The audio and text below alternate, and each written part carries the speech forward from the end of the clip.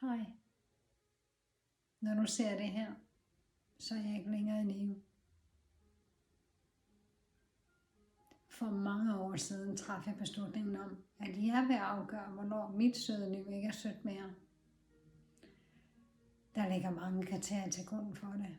Og for at nævne nogle stykker, så er det værdighed, kærlighed, mobilitet, smerter. Sidstnævnte er efterhånden ved at være ekspert i at kunne håndtere lidt kulde, og jeg har ondt. Så hele vinterhalvåret, det er jo en lang smerte henved for mig at komme igennem. Men det er slut nu.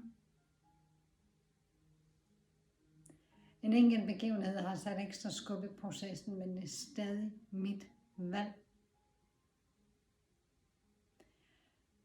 Det, der skal ske nu, er, at jeg skal begraves.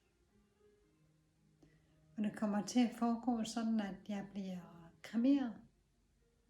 Så kommer jeg i en urne, som jeg har fået specielt lavet. Ser sådan her ud. Den bliver sendt afsted, så jeg kan komme ud i en skov med udsigt over en dal.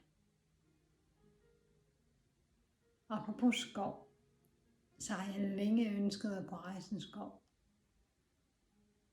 Og med hjælp fra vidunderlige eksperter ser det faktisk ud til at lykkes. Jeg har fået lov at komme ud og plante det første træ. Og navngive skoven Håbets Folkeskov. I den messengergruppe, jeg har oprettet, vil der forhåbentlig komme en invitation, hvor du kan komme ud og mindes mig. Muligvis ved at plante træ, men der er med sikkerhed champagne. Og når boet efter mig er gjort op, så er alt, hvad der tilfalder mig, testamenteret til at gå til at få rejst endnu en skov.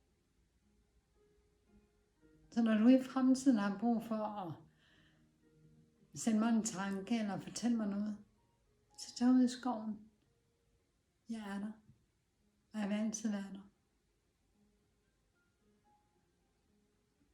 Så har jeg ikke mere at sige andet end